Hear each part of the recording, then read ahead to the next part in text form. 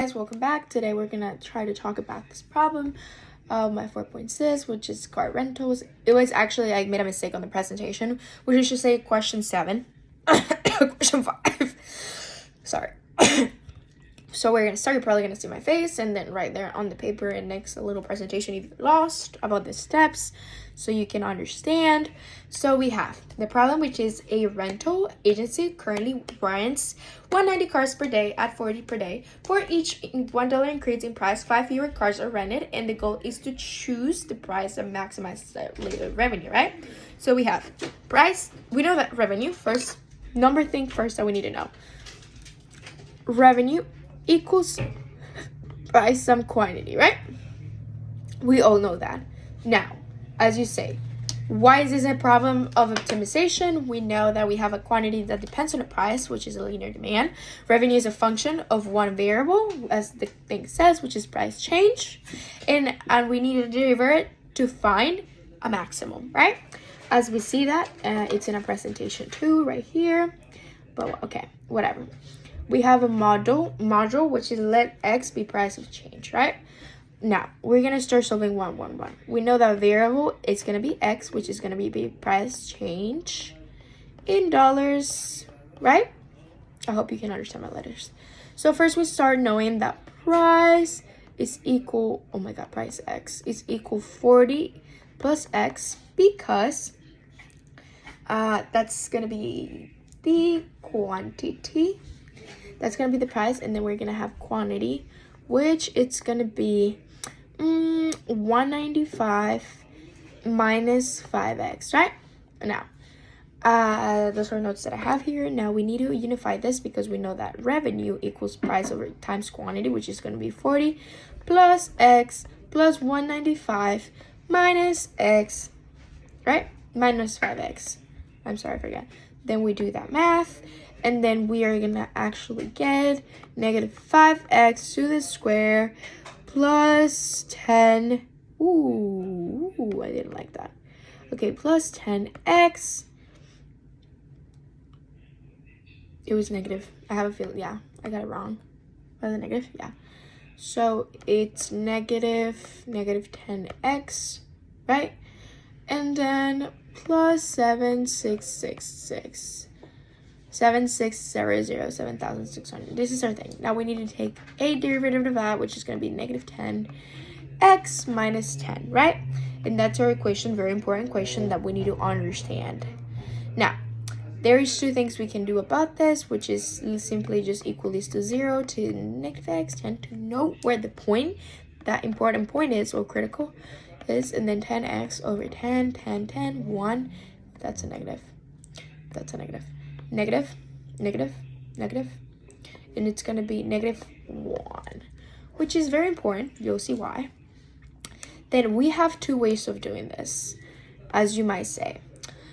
We can either check for a second derivative to know what we have, second, which is going to be revenue equals negative 10 equal minus 0, because whenever we take that again, which you already know, because if we grab this, that's just going to be 10, right? In a second derivative that we just took, and it's 10, and it's like less than 0, then we know the rule is that it's going to be a maximum, which it's technically, you would already know that by here, because you know that's going to look like this, because it's concave down since it's negative.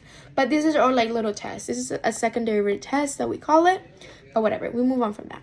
Now we have, now we need to plug everything back to our equation so we actually discover what numbers are these, which is going to be price this, which is actually going to be 39, right? But these are dollars. And then we're going to have quantity, which is 190 minus 5 times negative 1, and that's actually going to equal to 1 this, because this is going to be 2 plus 195. That's going to be plus, yeah, so I'm right. So this is our quantity, right? And now, what does all these numbers mean? We need to go back to revenue, right? To our original revenue equation, which is going to be 39 times 195, right? This is what's going to give us our answer. Oh, I'm sorry, I totally forgot to keep going with it. thing. That's where we are right now. So now we have that, and then we absolutely know that for revenue for this increased dollar, 7605 as an answer, right? Since I already had the numbers. Okay, so what does that really mean? So here's the interpretation. Okay, so lowering the price by 1 increases its demand enough to grow total revenue.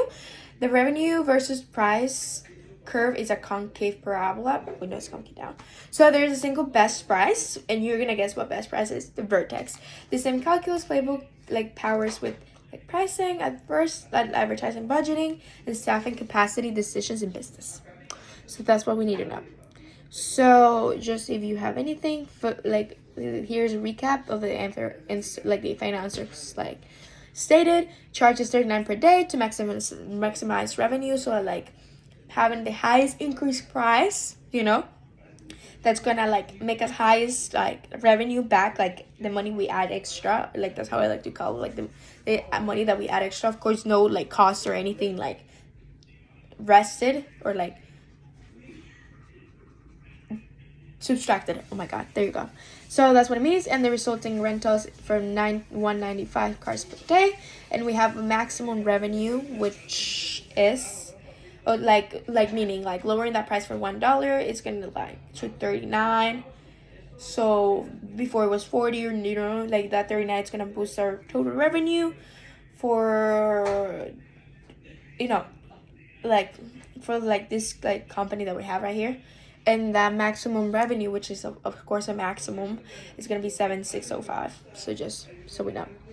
And that's everything. I hope I explained really well. I tried to put a little presentation, and I tried to explain and like things that we could have said. I definitely picked this problem because it's exactly like what business actually do, like in pricing decision firms every day. And then it's definitely connected to my major, which is economics and finance. And in the zero, like I explained everything of like how it works. They like to do the vertex, which is the optimal price. And I hope everybody understood. So thank you.